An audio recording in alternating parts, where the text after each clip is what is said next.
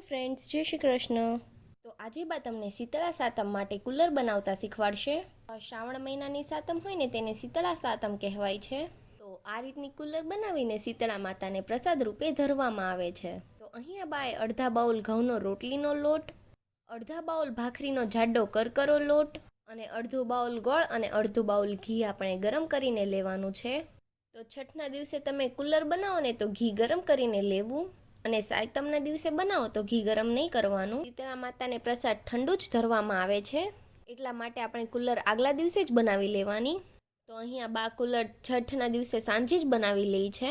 તો અહીંયા એક મોટું બાઉલ લેવાનું છે અને તેમાં આપણે બંને લોટને ઉમેરી દેવાના છે. તો ગોળ આપણે અડધા બાઉલ કરતાં થોડો ઓછો લીધો છે અને આ રીતે વાતરીને જ લેવો એટલે લોટમાં સારી રીતે મિક્સ થઈ જાય.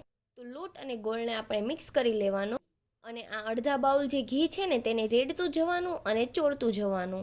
તો બધું જ ઘી એકસાથે નહીં નાખી દેવાનું અને થોડું થોડું નાખતું જવાનું અને આ રીતે ચોળતું જવાનું. કુલરને હંમેશા આ રીતે હાથથી ચોળીને જ બનાવવામાં આવે છે.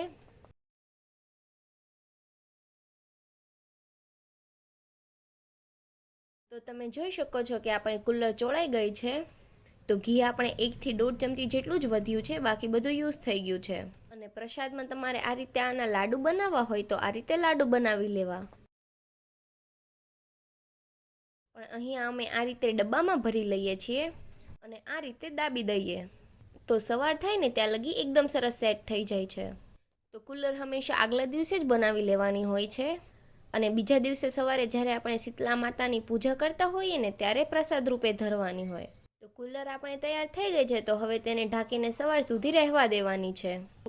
તો ચમચીથી આપણે જોઈ લઈએ, આપણે કુલર એકદમ સરસ સેટ થઈ ગઈ છે.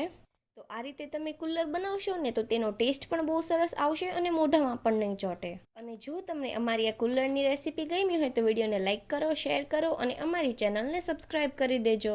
Thanks for watching.